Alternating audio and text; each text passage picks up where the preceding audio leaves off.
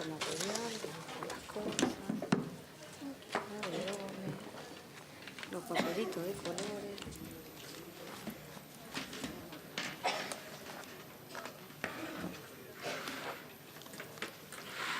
Che, la computadora ya no. La pongo acá. Sí, ya te vas a poner, la cierro para que no se escape y no se caiga y se rompa. Sí. ¿Pasamos nosotros o nos pasa ella la fila? No, si vos te sentís más cómoda, vos, Adri. Yo prefiero yo, por eso. Sí. Nosotras, sí. ¿Está entendido? Sí. Ok. Yo digo, ¿qué pasó? Mirá los papelitos que traje.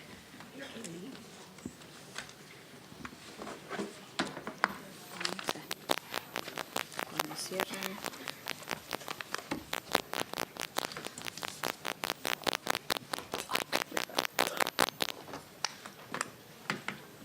Cuando me digas, arranco, Adri. Sí. ¿Ya está? Sí. Bueno, sacate los anteojos de arriba. Porque no veo nada así. Bueno, más o menos veo ahí. ¿Vamos? Bueno. Buenos días a todos. No estoy acostumbrada a usar el micrófono, así que ¿se escucha bien ahí? ¿Sí? Bueno, les agradecemos a todos por venir con este día, ¿sí? Que va a cambiar, gracias a nosotras, no, mentira. La idea de esta charla, el título, ¿sí? Es Monotributo, lo nuevo y lo de siempre. ¿Por qué lo nuevo y lo de siempre? Porque a raíz de la Ley 27.346, el monotributo ha sufrido algunas modificaciones y septiembre es un mes importante para el monotributista a raíz de estos cambios, ¿sí?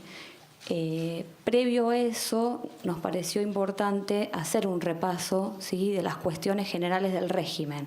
Así que, bueno, haremos un pantallazo de toda la legislación. Bueno, primeramente voy a presentar a mis colegas, la doctora Adriana Gutiérrez y la doctora abogada Verónica Agüero, y yo somos asesoras tributarias de este consejo, quienes, bueno, a raíz de todas estas modificaciones vamos a tratar de acercarles un análisis del régimen. Sí. Dicho esto, queremos agradecer a las autoridades del Consejo, al doctor Lorenzo por brindarnos este espacio y a nuestras compañeras del equipo de asesores tributarios que también han colaborado con nosotras. Para un mejor desarrollo de la jornada, vamos a hacer, primero, bueno, va a haber un break y las consultas van a ser estrictamente por escrito. ¿Por qué? Porque hay gente en el auditorio y por streaming que, bueno, también los saludamos. Y entonces, bueno, para ser solidarios y equitativos con ellos, me parece que, bueno, sería oportuno que todos hagamos esas consultas por escrito al final. Bueno, dicho esto, le doy la palabra a la doctora Gutiérrez. Bueno, buenos días. Yo voy a empezar con la normativa que resulta aplicable al monotributo. Bueno, primero vamos a mencionar la Ley 26.565, que en realidad es la ley que reemplaza el anexo de la Ley 24.977, y el Decreto 1/2010 es el decreto reglamentario, que ustedes lo tienen en el material, lo tienen con un mayor detalle en el material, que es el reglamentario del monotributo. Ahí también ustedes cuentan con una breve reseña de cada normativa, que acá no lo pusimos en las filminas para no poner tanta información. Ustedes lo tienen en el material. Las resoluciones, la reglamentaria principal, la 2746, y las otras resoluciones hasta llegar a la 4104, que son resoluciones que han modificado y complementan el régimen del monotributo. Bueno, esto va a ser un repaso, la primer parte general del monotributo, de las cuestiones principales. El monotributo es un régimen tributario integrado compuesto por un componente impositivo y un componente previsional. El componente impositivo comprende el impuesto a las ganancias y el impuesto al valor agregado. Y el componente previsional comprende jubilación y obra social. Todo integra un pago mensual simplificado. Bueno, esto ya lo sabemos todos. Y acá lo que intentamos fue mencionar que esto siempre es alguna consulta que a nosotras se nos presenta en el asesoramiento. ¿Qué pasa con mínima presunta? Hay un decreto que es el 806 del 2004, que si bien su título 1 fue derogado, el título 2 sigue vigente. Y en el artículo 90 lo que se establece es que se encuentran exentos de mínima presunta los sujetos adheridos al régimen simplificado. Ahí lo tienen en el material ustedes transcripto. Bueno, ¿quiénes pueden ser pequeños contribuyentes? Bueno, pueden serlo personas físicas, sucesiones indivisas en carácter de continuadoras de las personas físicas, integrantes de cooperativas de trabajo y sociedades del capítulo 1, sección 4 de la ley 19.550. Una aclaración con respecto a la sucesión indivisa: puede permanecer en el régimen simplificado hasta que finalice el mes en que se dicte la declaratoria de herederos o el testamento que cumpla con la misma finalidad, salvo que se presente alguna situación con anterioridad que haga que la sucesión indivisa tenga que excluirse del monotributo.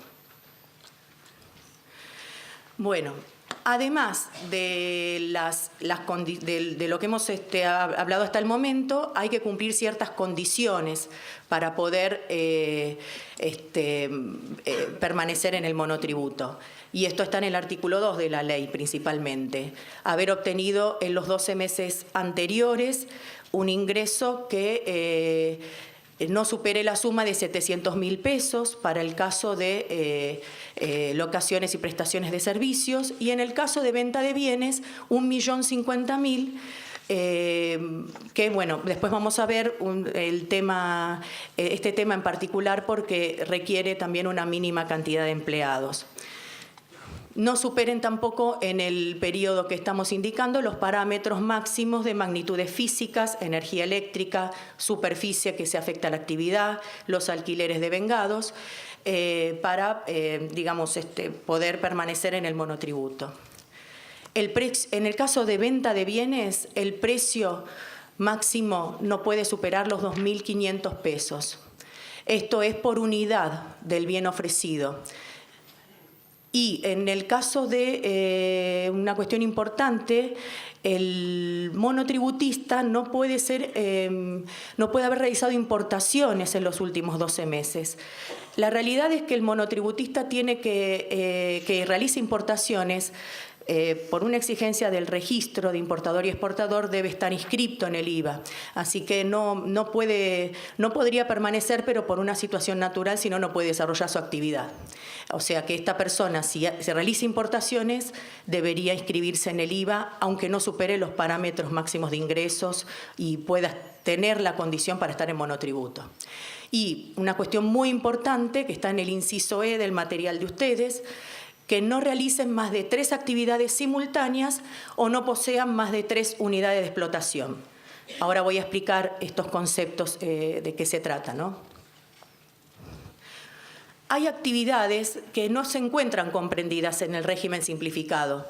Es el caso de las prestaciones e inversiones financieras, compra-venta de valores mobiliarios y participación en las utilidades de sociedades no incluidas en el régimen. Estas actividades no las podemos incluir en el monotributo.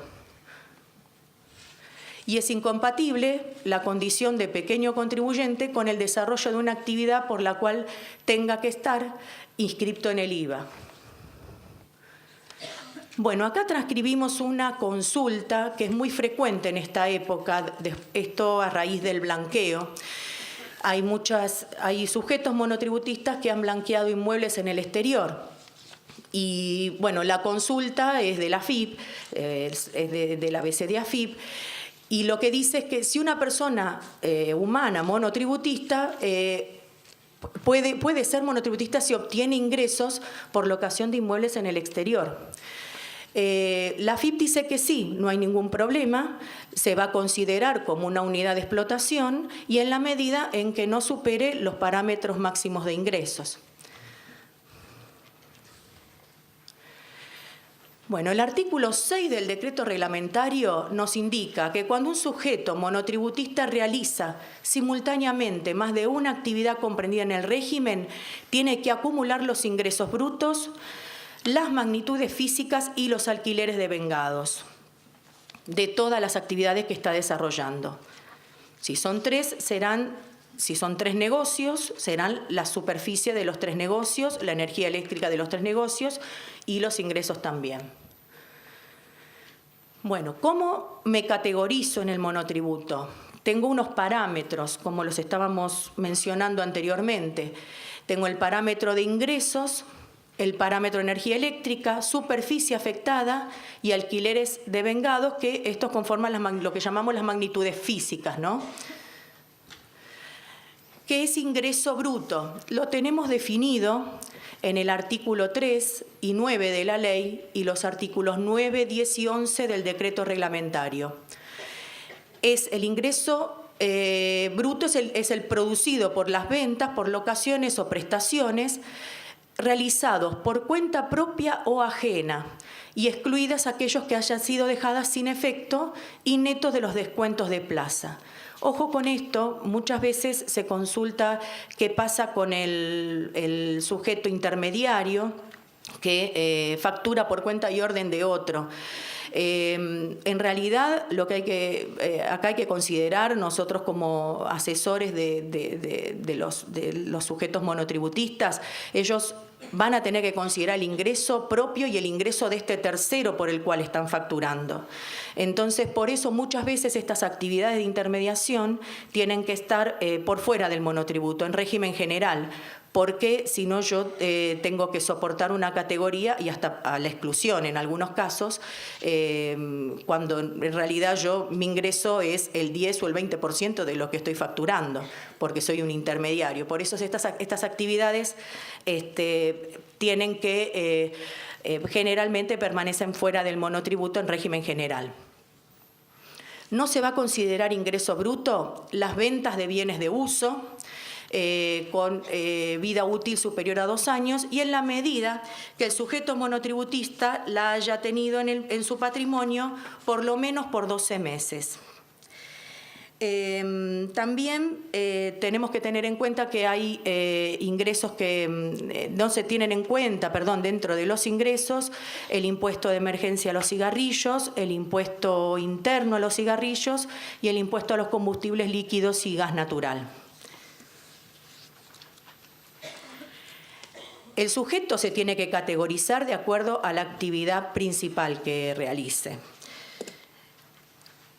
Bueno, los pequeños contribuyentes se pueden adherir al régimen simplificado por la obtención de ingresos provenientes de actividades económicas alcanzadas por el régimen, aun cuando éstas sean exentas o no gravadas en el impuesto a las ganancias o en el IVA. ¿Sí? Aunque la actividad que esté desarrollando no esté grabada en ganancias o en IVA, podría adherirse al régimen simplificado. Lo que no puede es ser una actividad por la cual tenga que conservar obligatoriamente la inscripción en el IVA. Esta parte voy un poco más rápido porque es un repaso del monotributo del régimen. Bueno, ¿cuáles serían los ingresos no computables?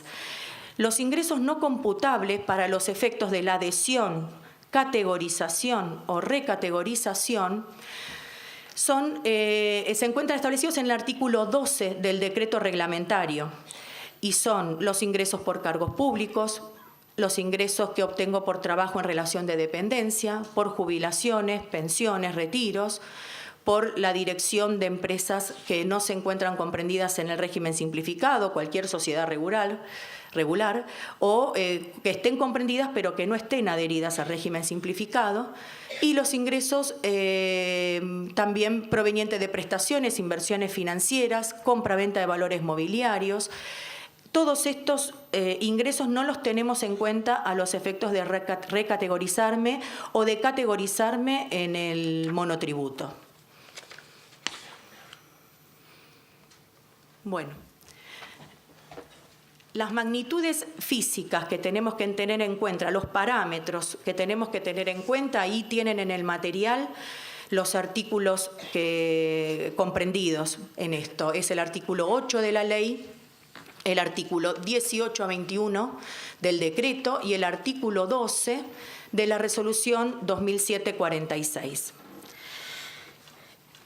Aparte del ingreso bruto, yo tengo que tener en cuenta las magnitudes de energía eléctrica, la superficie y, como lo dije antes, se suman, si tengo varios locales, si tengo varias unidades de explotación, sumo la energía eléctrica consumida en los locales que tenga abiertos, en la medida que no superen 3 unidades, obviamente, porque si no ya no podría estar en el monotributo.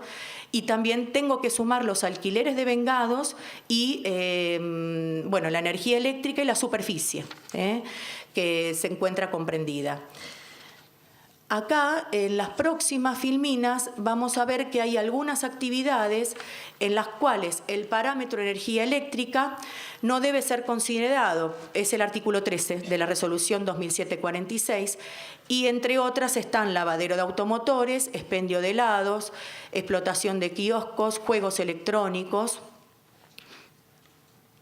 Y también en este mismo artículo hay actividades que no van a tener en cuenta la superficie afectada, como por ejemplo el caso de garage, de playas de estacionamiento, los clubes, servicios de alojamiento, los salones de fiestas, servicios de camping, de guarderías náuticas, servicios de enseñanza, instrucción, capacitación, academias, servicios de establecimientos geriátricos y también depósitos, resguardo de cosas muebles, y una muy importante es la locación, que esa se nos da más comúnmente con los monotributistas, locación de bienes muebles. No tienen en cuenta la superficie.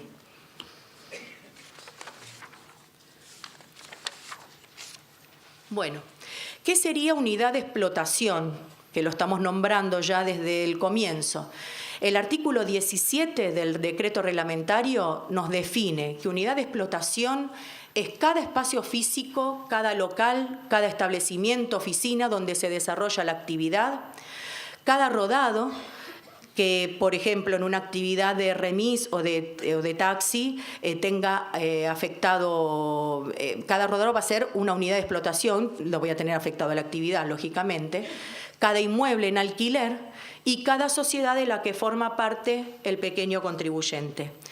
Por ejemplo, si yo tengo dos autos por los cuales exploto como taxi, y tengo una actividad de oficio y tengo un inmueble en alquiler, ya no podría ser monotributista porque tengo 4 unidades de explotación.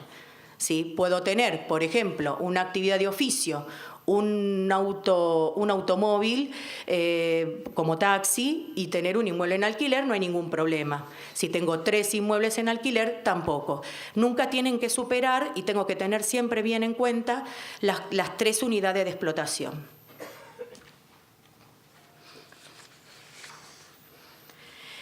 ¿Qué es actividad económica? También el artículo 17 del decreto nos define que son las ventas, locaciones o prestaciones de servicios que se realizan en un mismo espacio físico y también actividades que desarrollo fuera del espacio físico.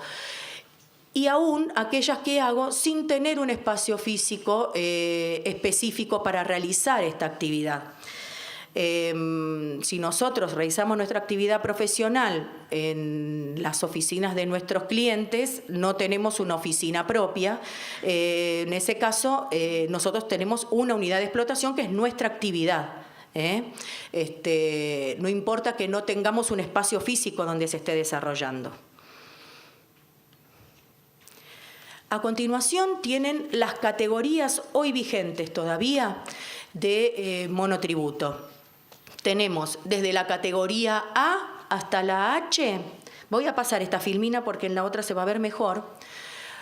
Para los sujetos que realizan locaciones o prestaciones de servicios, tengo desde la categoría A hasta la H, con una cuota mensual, un aporte a seguridad social, obra social, como habíamos dicho, y un total a aportar por mes, ¿sí? Una cuota unificada. Para el caso de venta de bienes, tengo desde la A, pero hasta la K. Lo único, hay una diferencia importante, como les dije al principio, la I, J y K tienen que tener una cantidad mínima de empleados y no superar las magnitudes físicas de la H, ¿sí? La H me da las magnitudes máximas de energía eléctrica, de superficie afectada y de alquileres devengados. Pero puedo tener un ingreso bruto anual superior a la H cumpliendo con una categoría mínima de empleados. Esto es para la I 1 empleado, para la J 2 empleados y para la K 3 empleados. Bueno, acá hay un tema importante que esto se nos dio a nosotros también bastante en la consulta. ¿Qué pasa con la actualización? Esto fue una reforma que salió a raíz de la Ley 27346. Modifica el artículo 52 de la ley y dice que los montos se van a actualizar tanto de facturación, de alquileres devengados y del impuesto integrado, también las cotizaciones previsionales, en función a un índice a los dos últimos incrementos del índice de movilidad de prestaciones previsionales, previsto en el artículo 32 de la Ley 24241. Esto es un incremento anual que se produciría en el mes de septiembre de cada año. Lo que le vamos a aclarar en este momento es que hasta la fecha no hubo ninguna modificación.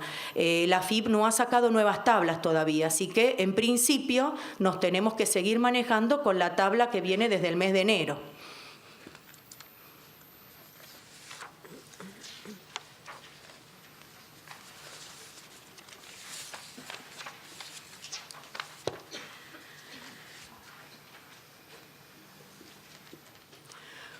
Bueno, ahora vamos a pasar al componente previsional que tenemos dentro del monotributo y vamos a ver también que hay determinados sujetos que están exceptuados de este componente. En primer lugar, lo vamos a definir. Es el componente que va con destino al SIPA, el Sistema Integrado Previsional Argentino, y con destino a la obra social. El aporte, y esto sí fue una modificación de la Ley 27346, es de 300 pesos con destino al SIPA para la categoría A, incrementándose en un 10% en las sucesivas categorías del importe correspondiente a la categoría inmediata anterior. Ustedes, si volvemos un poquito para atrás, voy a volver unas filminas para atrás, en la tabla de categorías van a ver que el aporte empieza en la categoría con 300, en la B 330, 363 y así sucesivamente. Va aumentando un 10% con relación a la categoría inmediata anterior. El aporte con destino a obras sociales para todas las categorías igual, es 419, y si tengo sujetos que se encuentran integrando el grupo familiar, puedo realizar un aporte adicional de otros 419 pesos para los integrantes de mi grupo familiar primario. Antes de esto voy a mencionarles que, como les había dicho antes, que hay sujetos que no aportan al sistema previsional. Es el caso de los sujetos que se encuentran en relación de dependencia, sujetos que fueron jubilados, ya no quedan muchos hoy por la ley anterior a la nueva ley jubilatoria, sujetos profesionales, por ejemplo, que aportan a cajas provinciales, pasan con abogados, no sé si con médicos también, que tienen un aporte obligatorio a cajas provinciales. Esos sujetos se encuentran exceptuados del aporte previsional. Ustedes igualmente los tienen, los artículos ahí mencionados, 39 y 40 de la ley, donde van a poder ubicar todos estos sujetos. Y el jubilado que reingrese a la actividad va a aportar la categoría A, la primer categoría. Si el jubilado está en la COD por sus ingresos, si el jubilado que reingresa, ¿no es cierto?, a la actividad de monotributista o permanece en la actividad y se jubila, tiene sus ingresos dentro de la categoría, por ejemplo, COD, no va a aportar el valor que le corresponde al CIPA por esa categoría, sino que va a aportar 300 pesos. Y obra social no aporta el jubilado. Cuando nosotros hacemos la categorización o la modificación del dato, ya automáticamente el sistema reconoce, si yo le pongo jubilado, ya reconoce lo que me tiene que después tirar en la credencial de pago. No lo tenemos que poner nosotros eso. Nosotros ponemos solamente si es jubilado y ya automáticamente nos aparece cuánto hay que abonar. Bueno. Hay una modificación también a raíz de la última resolución, una de las últimas, no es la última, la 3990, que a raíz de esta resolución los sujetos que se adhieran al régimen simplificado van a tener que constituir el domicilio fiscal electrónico. Esto es un requisito que surgió para los nuevos contribuyentes, pero los que ya se encuentran inscriptos con anterioridad al 8 de febrero del 2017, tienen que cumplir con esta obligación de constituir domicilio electrónico hasta el día 30 de septiembre, o sea, hasta el 30 de este mes. Así que tenemos que ver que los sujetos monotributistas que se encuentran desde hace mucho tiempo, tenemos que constituirle el domicilio fiscal electrónico. A continuación, no lo vamos a ver acá, pero ustedes lo van a tener no en el material que tienen ustedes, sino el material que ya está colgado en la red del Consejo. Van a tener un paso a paso con el domicilio fiscal electrónico, cómo hacerlo para constituirlo.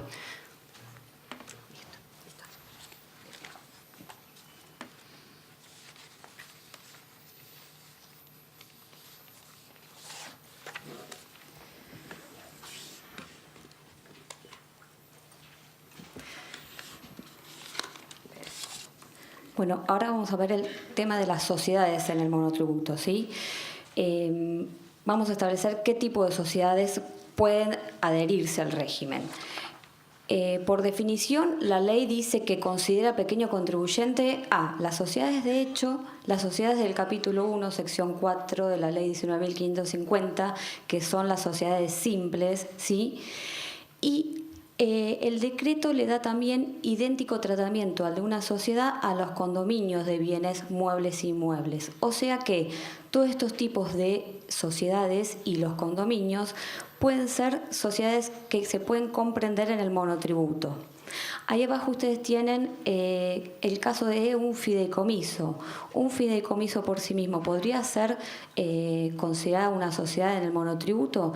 Bueno, ahí le acercamos una respuesta en el grupo de enlace de AFIP, en donde dice que los fideicomisos no financieros, en donde los fiduciantes tienen la calidad también de beneficiarios, no podrían adherirse al régimen, porque ellos tienen que tributar conforme el artículo 49, inciso D1 de la Ley de Sociedades, o sea que es considerada una renta de tercera, y ellos deben, los fiduciantes beneficiarios, declarar su participación en la declaración jurada de ganancias. Teniendo en cuenta entonces que hay sociedades que pueden comprender en el monotributo, ¿sí?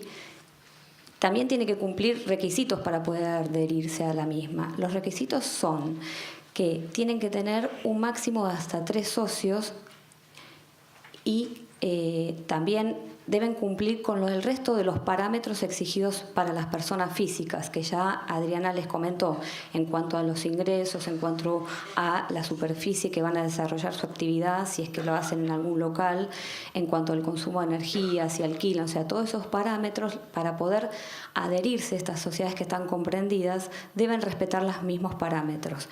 Y aparte, cada uno de sus integrantes también tienen que reunir individualmente posee la misma condición que estar en el régimen. Esto no significa que si el socio de una sociedad tiene una actividad independiente a la de la sociedad, tiene que juntar los ingresos. Lo que quiere decir es que el socio no podría estar inscripto en IVA, ¿sí? Porque cualquier socio que esté inscripto en IVA condiciona a la sociedad ser monotributista en el régimen, o sea que todos los integrantes deberían de, si quisieran tener alguna actividad en forma individual, deberían ser monotributistas o nada, ser directamente socios. En cuanto entonces a los socios y los directores, ¿qué restricciones tienen ellos mismos? Los monotributistas socios de las sociedades comprendidas, si estas sociedades están comprendidas pero deciden no adherirse, si por ejemplo una de estas sociedades simples pueden adherirse pero decide que no por una cuestión comercial, el socio integrante de esa sociedad no puede adherirse al monotributo en condición de tal, ¿sí? Tampoco podrían adherirse en condición de integrante de sociedad aquellos socios integrantes de las sociedades no comprendidas. Ejemplo, un socio de una SA no podría adherirse al monotributo como actividad integrante de sociedad anónima. Y tampoco los directores de este tipo de sociedades no comprendidas pueden adherirse al régimen en esa condición. O sea que un director de una SA no podría inscribirse en el monotributo como director de una sociedad. Lo cual no significa que estos tipos de sujetos puedan ser monotributistas por otra actividad. O sea que las sociedades serán del régimen general y los integrantes pueden ser monotributistas por otra actividad. Acá les traje unos casos particulares que a veces consultan, ¿sí? ¿Qué pasa un síndico de una sociedad en su condición de síndico? ¿Puede ser monotributista? Bueno, hay una respuesta en el ABC-AFIP que dice que sí, en esa condición puede adherirse al régimen. ¿Y qué pasa con los participantes de ese fideicomiso no financiero que yo les dije que no podían inscribirse?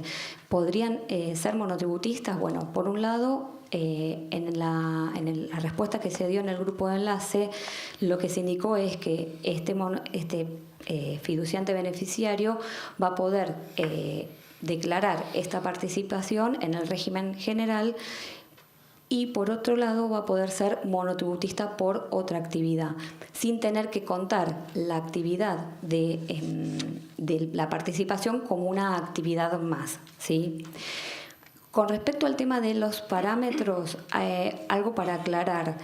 Adriana comentó que ser integrante de una sociedad suma como actividad, por lo tanto, hay que tenerla en cuenta. Si una persona es monotributista y participa, esa actividad también la tiene que tener en cuenta, ¿sí? Si tiene varias participaciones en sociedades comprendidas y adheridas al régimen, también las tendría que tener en cuenta. Lo que no suma ni cuenta todo lo que deje por fuera. O sea, si soy un director de una SA y a su vez soy monotributista, soy integrante de una sociedad monotributista, la actividad de director no me va a sumar, ¿sí? Dentro de lo que tengo como mi actividad. ¿Cómo categorizo a la sociedad? Bueno, la sociedad es la que tiene que inscribirse como sujeto, ¿sí? Y es un sujeto diferente a los socios. Por lo tanto, los ingresos que ella tiene son ingresos propios de ella y ella se va a categorizar en función de los parámetros por los ingresos que obtiene. Vuelvo a repetir, sin tener en cuenta los ingresos que cada socio individualmente tenga por su actividad. Todas las sociedades, no importa el ingreso que le dé, siempre se van a tener que categorizar a partir de la categoría D en adelante. ¿Y cómo es la forma de determinar la categoría? Lo que tiene que hacer es sumar todos los ingresos y parámetros y agregarle un 20% más por cada socio, que ahora vamos a verlo con un ejemplo. Si dentro de un cuatrimestre se me cae un socio, no me invalida la categoría donde estoy en esa cuatrimestral, ¿sí? Recién voy a cambiar la categorización con el cierre del cuatrimestre. Acá les doy un ejemplo entonces de cómo voy a inscribir a la sociedad. La sociedad en principio, mejor dicho, categorizar a la sociedad. La sociedad entonces en principio paga el impuesto integrado, ¿sí? La sociedad paga el impuesto integrado. ¿En qué ejemplo? Supongamos que tenemos una actividad que presta servicios y que los ingresos de esa sociedad son 200.000. Tiene 2 socios. ¿Cómo hago entonces la categorización? Ahí tiene que ser, en el primero son 300.000, ¿sí? Hay un error de tipeo. Chan. Es lunes a la mañana, así que sepan disculpar. Entonces, los ingresos de la sociedad son 300.000, le sumo un 20% a cada categoría, por cada socio me da 420.000. Me fijo en la tabla 420.000 en qué categoría le cae y entonces es la F, la sociedad tiene que pagar un impuesto integrado de 963, teniendo en cuenta que es servicios. Vamos a otro ejemplo. En el otro ejemplo tenemos que los ingresos de esta sociedad son de 100.000 pesos, también presta servicios y tiene 2 socios. Al tener 2 socios le sumo un 20% por cada socio, me da 140.000, me da por debajo, ¿sí?, de lo que es la categoría D, por lo tanto a esta sociedad la voy a tener que inscribir en la categoría D. ¿Qué pasa con la cotización previsional? Bueno, son los socios los que tienen que pagar el componente previsional. Si están exceptuados por algunas de las condiciones que Adriana explicó, como por ejemplo si soy integrante de una sociedad y trabajo en relación de dependencia, no voy a pagar el componente previsional. Pero no pagar el componente previsional no significa que al socio lo tengo que inscribir como integrante de sociedad. Una cosa es estar exceptuado de pagar y otra cosa es inscribirme yo como socio como integrante de sociedad. En todo caso, mi constancia, mi credencial va a salir sin tener que pagar importe, pero la inscripción la tengo que hacer. Si este integrante de sociedad a su vez desarrolla otra actividad por la cual no está dentro del régimen, como por ejemplo ser director de una sociedad, ¿sí? Ser director de una sociedad es una actividad que queda por fuera del monotributo, pero no me invalida estar en el régimen por otra actividad. Entonces, este integrante de sociedad va a tener que pagar el componente previsional si le corresponde por el monotributo y aparte tendría que pagar autónomos por esa actividad de director, ¿sí? Esto está dicho y explicado también en una respuesta de la BCE-AFIP.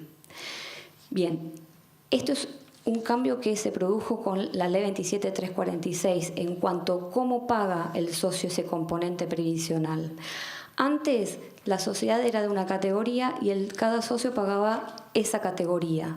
Esto ahora cambió. ¿Cómo tengo que categorizar al socio? Lo que tengo que hacer es ver los ingresos que le corresponde a la sociedad y dividirlo por la cantidad de socios que tiene.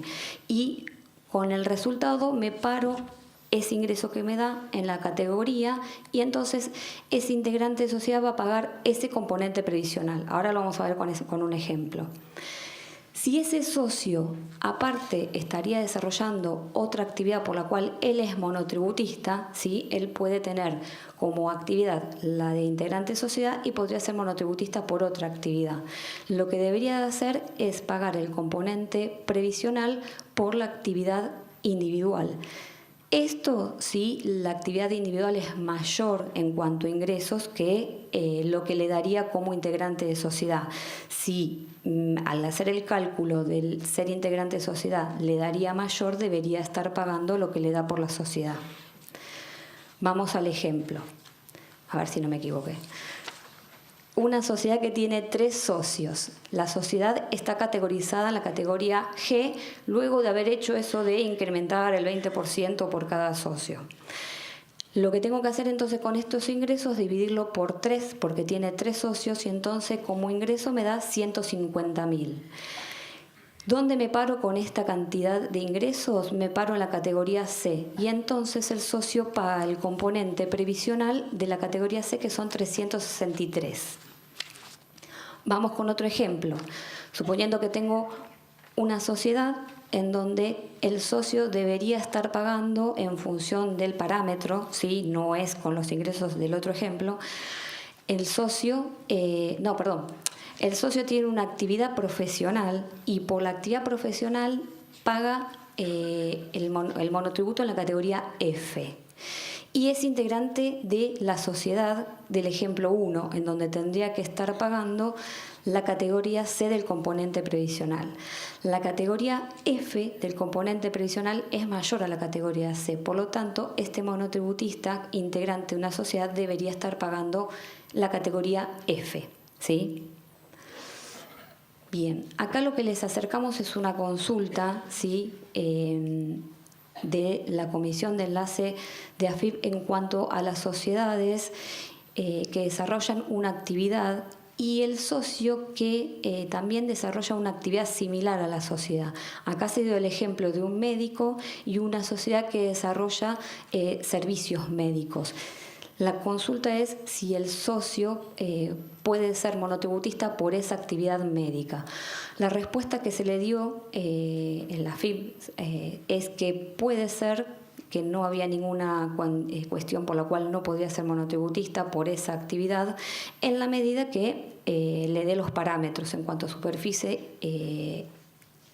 ingresos, si él y cantidad de actividad, teniendo en cuenta que esa actividad de la sociedad también le cuenta, ¿sí? Ahí tendría 2 actividades.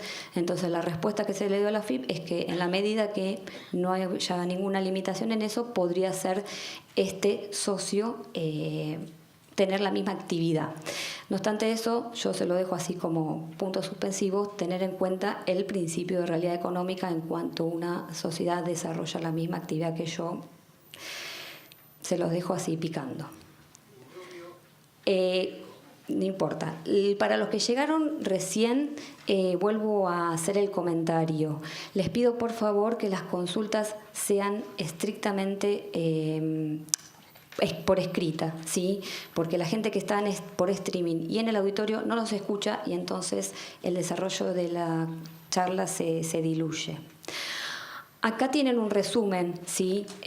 Para entender un poco entonces si el socio, la sociedad, puede estar o no en el régimen. El primer caso es si una sociedad que está comprendida, ¿sí? Y está adherida en el régimen, la sociedad decide ser monotributista y entonces quien paga el componente impositivo es la sociedad y el socio debería pagar el componente previsional. No obstante esto, el socio podría ser monotributista por otra actividad teniendo que pagar el componente impositivo por esa actividad, porque es una actividad independiente que no suma ni cuenta dentro de los ingresos de la sociedad. Pagando el componente previsional tendrá que evaluar, como hicimos recién, cuál es el mayor. Si una sociedad que está comprendida decide no adherirse, ¿sí? Si una sociedad no se adhiere, entonces la sociedad lo que va a tener que hacer es inscribirse en el régimen general en el IVA. Y el socio debería inscribirse de corresponder en ganancias y en autónomos. Esto no le invalida al socio ser monotributista por otra actividad y en ese caso lo que tendría que hacer es pagar el componente tanto impositivo y previsional por su actividad propia. ¿Qué pasa si una sociedad no es comprendida? ¿Sí? Respecto de ella, lo que va a tener que hacer, si no está comprendida, se tiene que adherir al régimen general. Esto es que se tiene que inscribir en IVA y en ganancias y el socio debe tener que inscribirse de corresponder también en ganancias y en autónomos. No obstante, esta condición de ser socio o director de esta sociedad no comprendida no lo invalida ser monotributista por otra actividad y en ese caso se tiene que adherir en el monotributo pagando el componente impositivo y previsional de esa actividad. Dicho esto, ¿cómo inscribo a un monotributista? Primero, obviamente, tengo que pasar por la AFIP, sacar el quit y clave fiscal y los datos biométricos. Una vez que tengo esto, acepto los datos biométricos, le doy de alta al domicilio fiscal electrónico, que ya Diana explicó, y antes de hacer la inscripción del monotributo, lo que le tengo que establecer es la actividad económica que voy a desarrollar. Si yo entro directamente al portal del monotributo, me dice que no tengo ninguna actividad. Por lo tanto, antes de entrar a hacer la inscripción, sí o sí le tengo que establecer la actividad. Si estamos con varias actividades, la primera actividad es la que me va a marcar la tabla que Adriana le mostró, ¿sí? Si mi actividad es venta y después tengo otras actividades de servicio, la primera actividad que me tiene que aparecer como actividad económica es esa de ventas. ¿Para qué? Para que después el sistema me la traiga para que yo me pueda parametrizar en esa actividad en el monotributo. Y ahí entonces arranco con la inscripción. Entro al portal, ¿sí? Que hoy en día entro por el micrositio. Lo primero que voy a encontrar es poder darme de alta. Esto no lo van a tener en el material porque son muchas filminas y lo cargamos en la web de la página. Si el material completo lo van a tener en la web de la página. O sea, todo lo que es paso a paso no lo van a ver en el material porque también quedaba muy chico cuando lo imprimimos. Una vez que entonces me doy de alta, la inscripción tiene 5 pasos. El primer paso es explicar cómo me inscribo, si soy yo misma o inscribo a la sociedad o me inscribo como integrante de la sociedad. Si me inscribo como integrante de la sociedad, primero hay que inscribirla a la sociedad y después a los integrantes. El siguiente paso me va a preguntar si me quiero inscribir hoy o el mes que viene, si el sistema no me permite hoy inscribirme más que esto. Y ven que le trae ya la actividad que yo di de alta. Luego, como estoy iniciando mi actividad, lo que tengo que poner son los ingresos estimados, ¿sí? Ingresos estimados, pero si yo soy contribuyente del régimen general y paso al monotributo, no van a ser estimados, ya esos ya son reales. Acá habla de estimado porque piensa que es un nuevo monotributista. Y me pregunta si desarrollo la actividad en un local. Luego, este siguiente paso me especifica para saber si yo tengo que pagar el componente previsional o no. Dependiendo de las condiciones que Adriana les comentó, voy a marcar si pago o no el componente. El primero, obviamente, si pago el componente es como trabajador activo. Y el resto hace que yo pague o no pague el componente. Por ejemplo, el jubilado que paga la categoría A, si yo lo marco. El siguiente paso, que es el anteúltimo, si yo, obviamente, tengo que darme, es obligatorio la obra social, ¿sí? Pero si yo tengo para derivar aportes o quiero adherir a un integrante, acá le voy a especificar. Es importante que cuando yo doy de alta acá, sepa qué obra social tengo para poder hacer la inscripción, porque ya después no se puede hacer las modificaciones. Por acá voy a tener que ir a la propia obra social a tener que hacer el cambio. Una vez que entonces le di todos los datos y estoy segura de los datos que le di, el último paso me da todas las especificaciones que le fui aportando y confirmo para darle de alta. La FI me felicita porque me inscribí. Y a partir de eso puedo sacar el formulario 184, que es el de adhesión, la credencial con la cual voy a pagar, después vamos a ver el tema del pago, y ahí dice el formulario 960D. Yo intenté generar el formulario a partir de ahí y por ahora no está operativo, así que después vamos a ver cómo se genera. Acá les traje ejemplos de algunas inscripciones. Este es un monotributista que paga todo el componente entero y aparte tiene un adherido más, ¿sí? Tienen un ejemplo ahí. Acá tienen el ejemplo de un jubilado que al ser jubilado paga la categoría A, ¿sí? Del componente previsional y no paga lo que es obra social. Y otro ejemplo que les traje acá es alguien que trabaja en relación de dependencia, por lo tanto lo único que paga es el componente impositivo. Bien.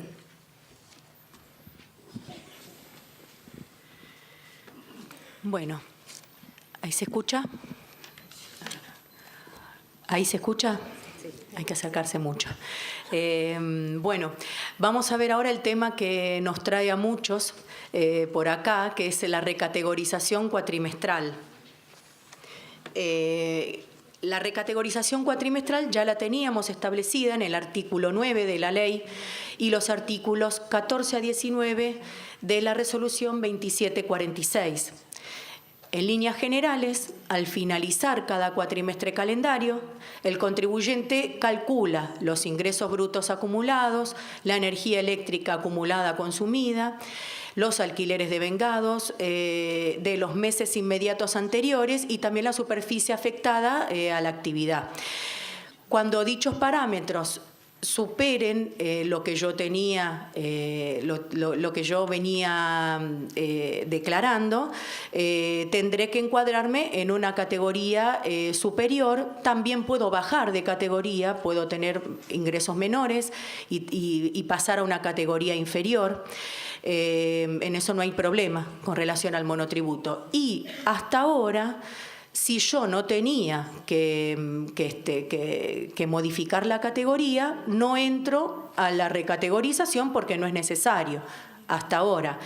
Ahora en el mes de septiembre, lo vamos a ver en unos minutitos, tengo que hacer una recategorización, en realidad una confirmación de categoría. Aunque no la cambie, tengo que entrar igual. Pero bueno, en líneas generales, esto es la recategorización cuatrimestral. Por eso, cada 4 meses tenemos que pedirle a nuestros clientes monotributistas los ingresos acumulados y los ingresos y en líneas generales algunos tienen solo ingresos, otros tienen también locales, así que tendremos que pedir la energía eléctrica y la superficie que está afectada a la actividad y los alquileres, porque muchas veces ahora se está dando que los alquileres se están aumentando bastante y a veces nos puede cambiar la categoría a raíz de este cambio. Acá tienen en un cuadrito cuándo realizo la recategorización cuatrimestral. En los meses de enero, mayo y septiembre. ¿En función a qué? A los ingresos acumulados hasta el mes anterior al que estoy parada. ¿Qué quiere decir esto? Si yo estoy hoy en septiembre, que miro los ingresos desde el 1 de septiembre del año 2016 hasta el 31 de agosto de 2017. Ingresos, energía eléctrica, la superficie que tengo afectada y los alquileres devengados. Por eso, bueno, en el cuadrito ahí tienen todas las recategorizaciones cuatrimestrales y cuándo tengo que ingresar, del 1 al 20 de septiembre, en este caso del ejemplo.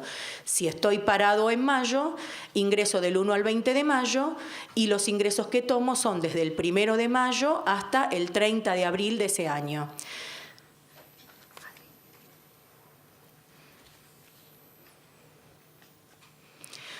Bueno, antes de pasar a la recategorización, ya muchos de ustedes habrán ingresado al nuevo portal de monotributo que nos explicó Karina cómo ingresar y habrán visto las tarjetas, le llama la AFIP, mis desvíos.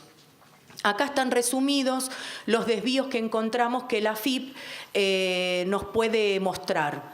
Hay desvíos que están en rojo, bloqueantes. Eso significa que esos desvíos me van a impedir seguir con la recategorización y los tengo que subsanar. Por eso es muy importante ya mismo ingresar, porque si tengo que cambiarle de categoría a este sujeto monotributista, tengo plazo hasta el 20. Entonces puede haber desvíos que me pueden llevar unos minutos, como por ejemplo una actividad económica que no está declarada porque es un monotributista que viene de hace muchísimos años y no declaró la actividad en el sistema registral cuando cambiaron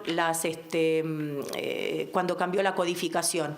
Entonces eso es algo que yo lo puedo modificar y a lo sumo impactará en un rato o al día siguiente si no anda bien la página de AFIP, pero bueno, es algo que lo subsano inmediatamente. Hay otras cosas que me van a llevar más tiempo. Por ejemplo, si yo no tengo puntos de venta para factura electrónica o no tengo controlador fiscal y no tengo puntos de venta para factura manual, me impide seguir con la recategorización. Hay casos que se nos han planteado en la consulta nosotras, por ejemplo, el perito que trabaja en relación de dependencia, en muchos casos así. Y la realidad dice, yo no necesito facturas porque no facturo. Los honorarios judiciales justamente están exceptuados de la facturación. Pero bueno, yo al tener una actividad por la cual debería de facturar, yo tengo que tener igualmente un talonario, aunque ese talonario pasado el año lo tenga que anular porque se me venció la CAI. Yo tengo que tener igualmente facturas manuales. Y esto es una causa bloqueante. Otra causal bloqueante es cuando yo no tengo puntos de ventas para electrónica, no tengo controlador fiscal y tengo, por ejemplo, facturas manuales, pero se me venció la CAI.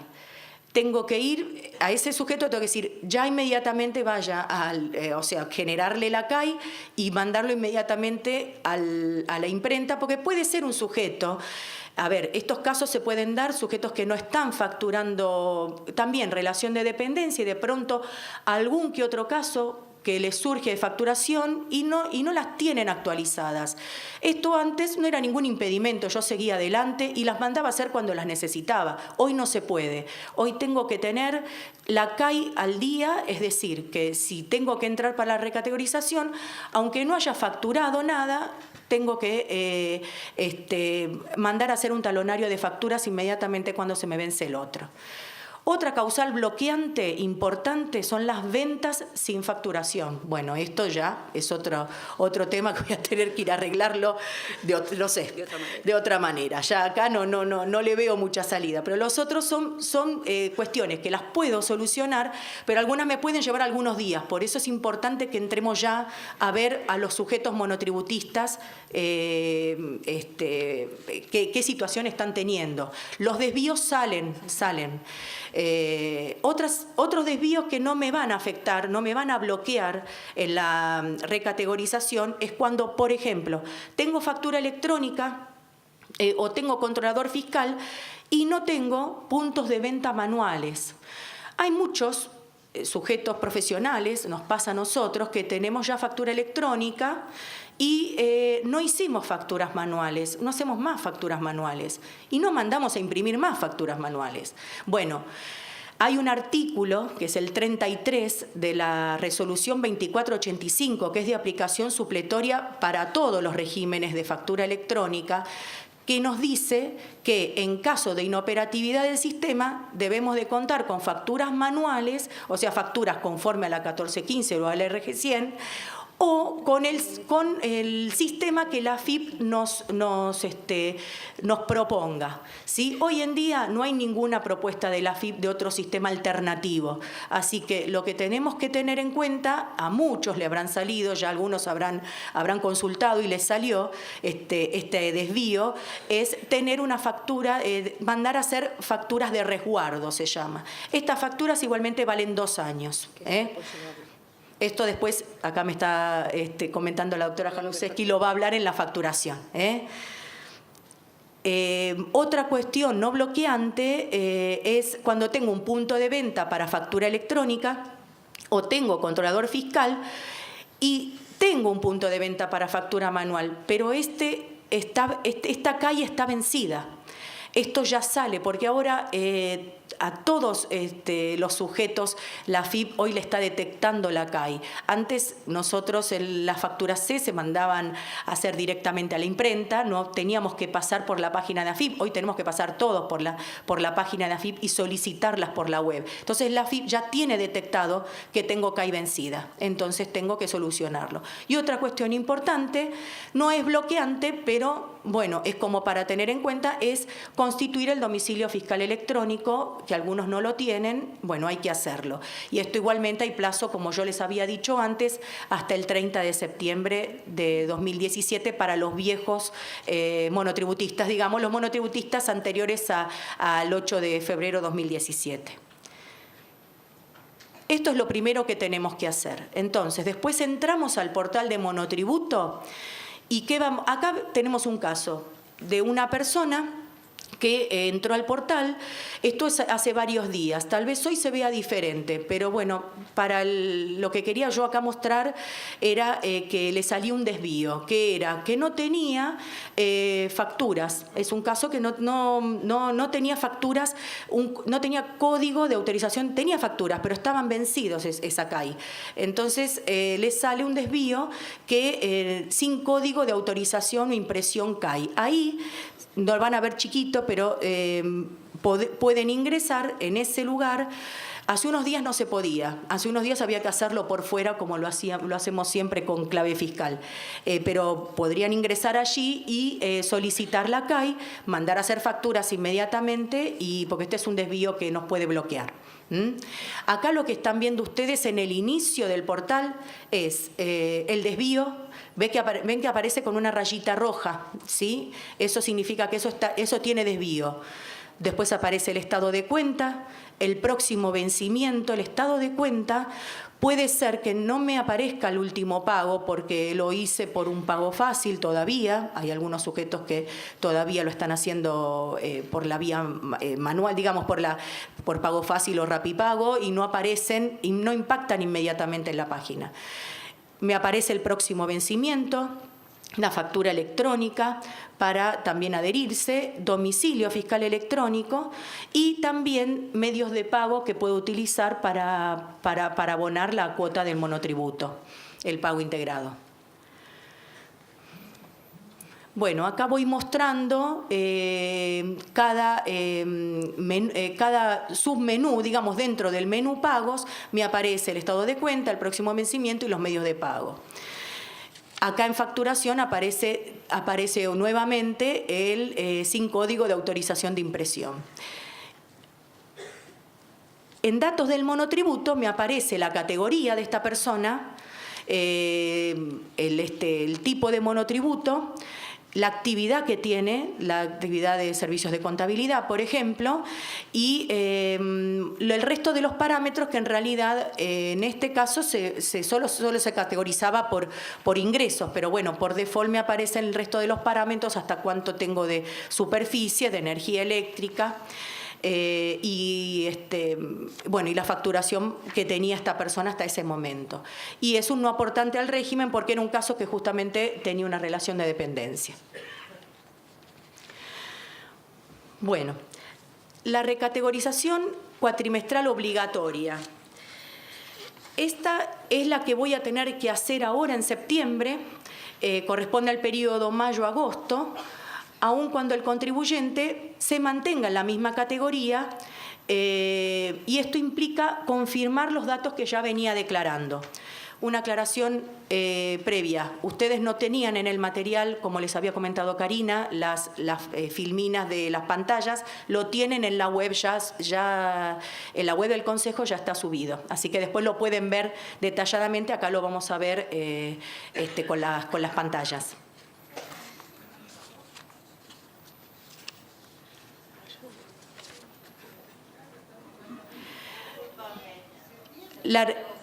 La recategorización, o sea, yo ahora cuando considero el periodo mayo-agosto, en el mes de septiembre tengo que hacer la recategorización obligatoria. Lo voy a hacer con los últimos 12 meses.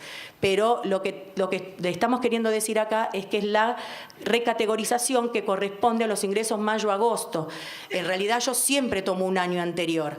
En el mes de septiembre es obligatoria para todo el mundo. Todos los monotributistas, el 100% tienen que ingresar. Por favor, le vamos a poner, como nos dijo la contadora Januszewski, las consultas después las hacemos por escrito. Así no retrasamos que son muchos temas para ver. Bueno, el plazo que yo tengo para la recategorización es hasta el 20 de septiembre, pero en realidad para la obligatoria, esto es para la recategorización en general.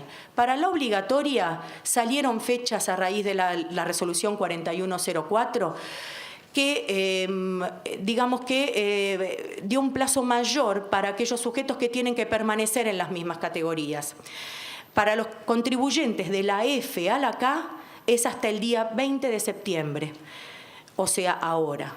Para los D y E hasta el 20 de octubre, para las categorías B y C hasta el 20 de noviembre y la A hasta el 20 de diciembre. Es decir, que estos sujetos, si no tienen que cambiar la categoría, tengo estas fechas especiales para poder ingresar y confirmar la categoría que ahora lo vamos a ver. ¿Qué pasa si el monotributista no se recategoriza? Se suspende temporalmente la visualización de la constancia de opción monotributo hasta que realice la recategorización y puede ser pasible de sanciones por parte del fisco.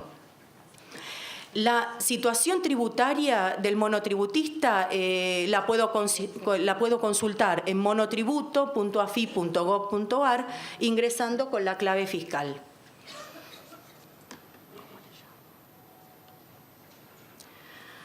Bueno, y esto es un cuadrito que la AFIP publicó, me pareció útil para dárselos a ustedes también en el material, que resume un poco todo lo que hemos dicho hasta el momento.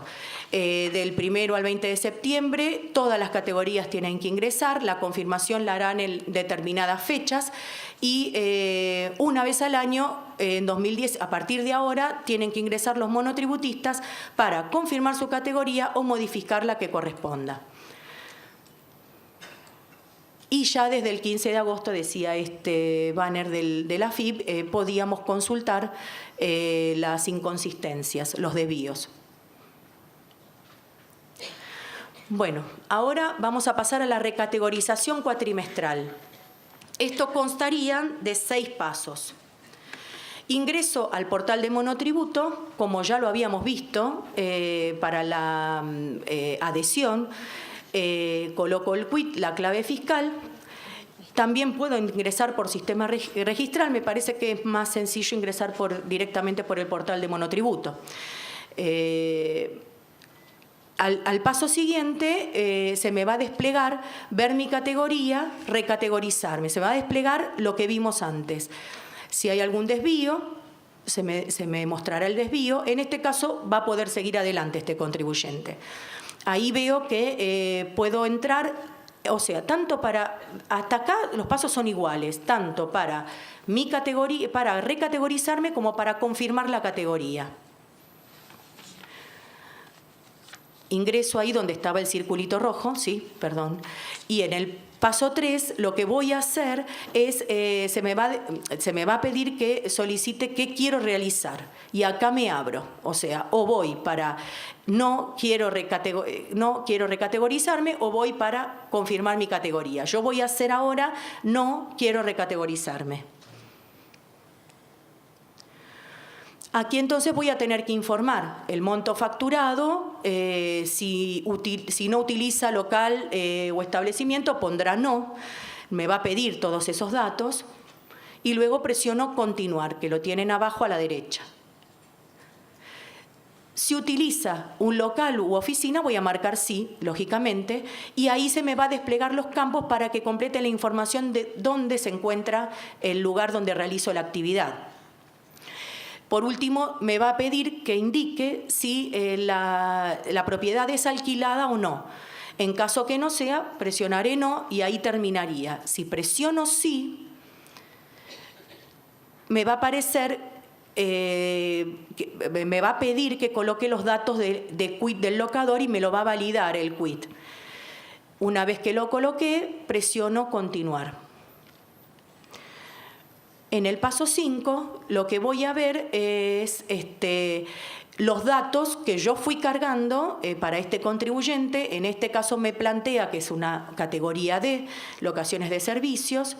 Y si estoy de acuerdo y veo que está todo bien, puedo volver en este momento. O si no, confirmo la categoría. Yo creo que está todo bien. No creo, estoy seguro que está todo bien. Entonces confirmo la categoría. Bueno, acá la AFIP ya me felicita nuevamente porque lo hice todo bien y entonces ya me confirma que el trámite está realizado.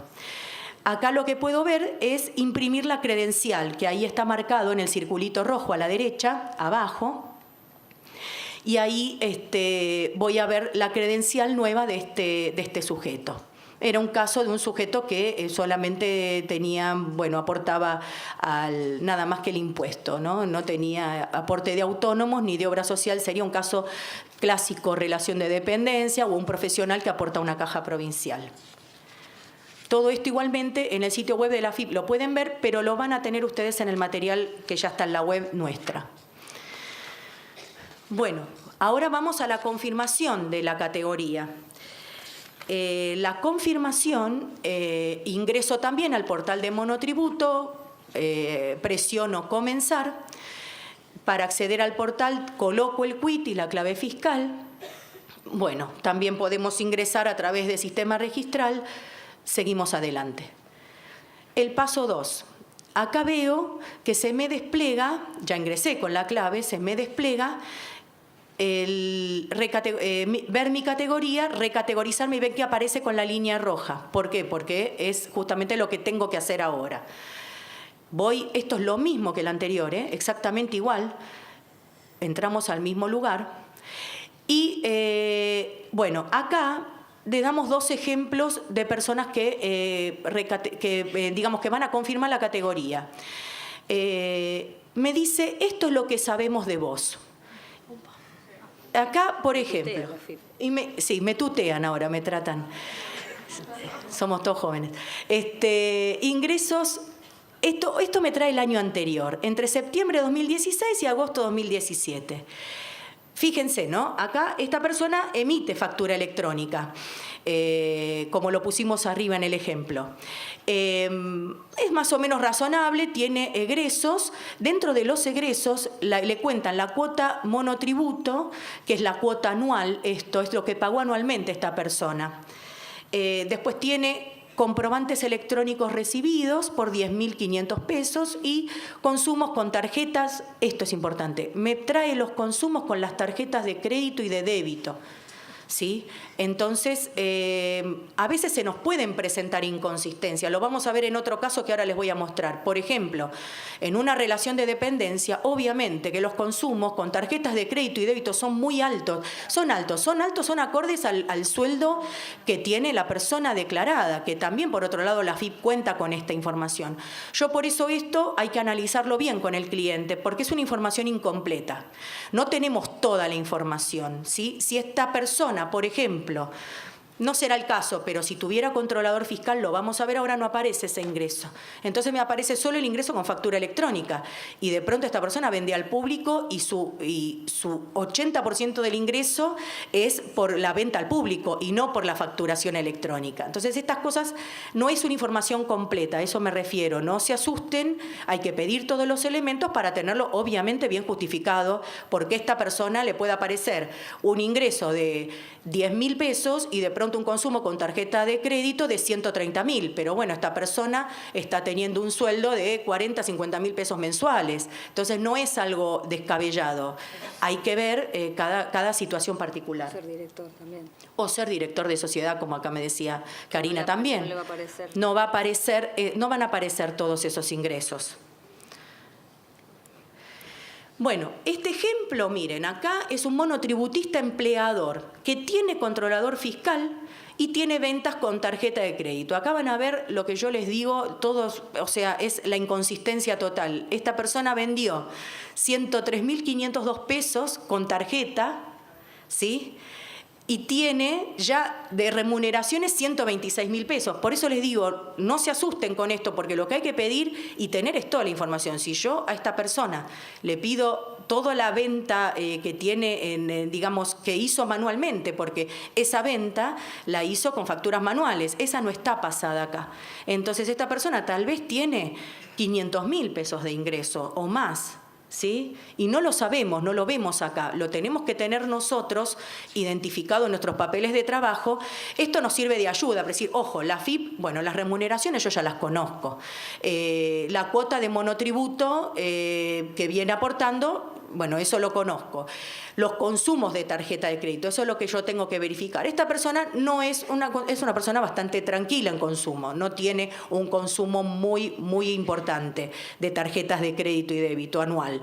Pero fijémonos que no nos daría con relación, y acá nos asustamos, porque no nos da las ventas supuestas que la AFIP nos plantea con relación a los gastos que tiene la actividad, Bueno, salimos un poquito del paso, seguimos ahora con el paso 3. El sistema me va a solicitar que indique qué quiero realizar. En este caso voy a decir sí, confirmo la categoría que tengo. Entonces, ahí termina el trámite. Cuando confirmo, me dice, felicitaciones, ya usted confirmó la categoría y puedo imprimir la constancia, si quiero imprimo la constancia nuevamente. En realidad acá me manda al inicio y en el inicio podré imprimir la constancia.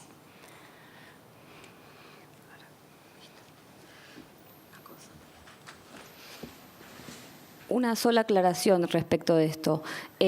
Si yo estoy en sí confirmo con la parte que Adriana explicó de si estoy sí confirmo o no recategorizo, si le doy sí confirmo, confirma, ¿sí? El botón me da para confirmar y ya no puedo ir para atrás. Así que si yo estoy seguro de confirmar, debería de, o sea, cuando estoy en este botón y le doy confirmar, tengo que estar segura que los pasos anteriores que Adriana mostró, ¿sí?